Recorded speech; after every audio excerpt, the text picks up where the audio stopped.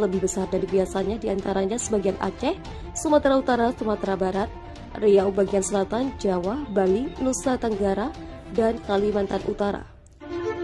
Badan Meteorologi, Klimatologi, dan Geofisika memperingatkan potensi bencana hidrometeorologi menyusul prediksi musim hujan yang akan datang lebih awal dari biasanya pada tahun ini.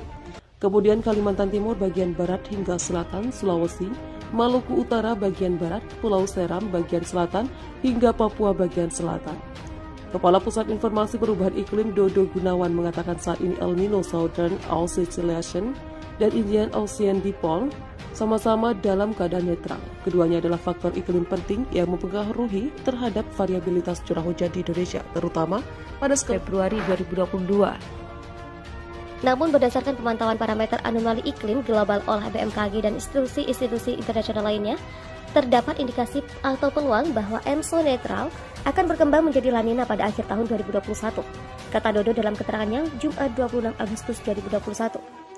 Ia pun meminta masyarakat untuk lebih mewaspadai kejadian cuaca ekstrim seperti hujan es, hujan lebat disertai kilat dan petir, dan angin puting beliung jelang masa peralihan dari musim kemarau ke musim hujan pada tahun ini.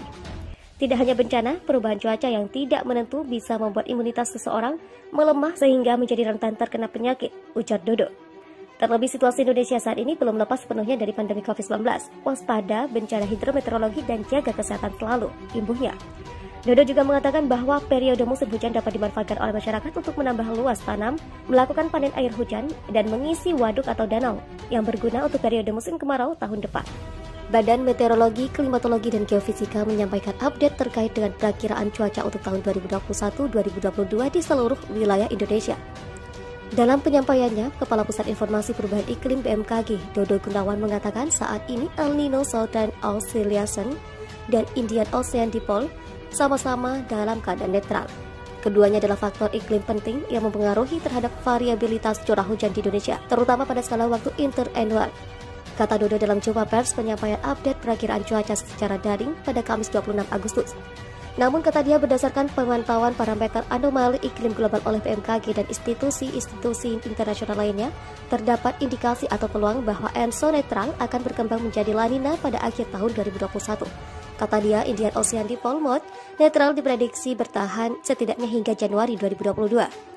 Lebih lanjut, Dodo meminta masyarakat untuk lebih mewaspadai kejadian cuaca ekstrim seperti hujan es, hujan lebat disertai kilat dan petir, dan angin puting beliung jelang masa peralihan dari musim kemarau ke musim hujan. Tidak hanya bencana, perubahan cuaca yang tidak menentu bisa membuat imunitas seseorang melemah, sehingga menjadi rentan terkena penyakit terlebih saat ini masih dalam kondisi pandemi COVID-19. Terlebih situasi Indonesia saat ini belum lepas sepenuhnya dari pandemi COVID-19. Waspada bencana hidrometeorologi dan jaga kesehatan selalu, imbuhnya.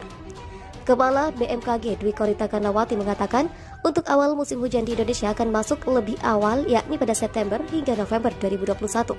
Sedangkan untuk puncaknya, kata dia, akan terjadi pada Januari, Februari 2021 dan itu terjadi di sebagian besar wilayah di Indonesia.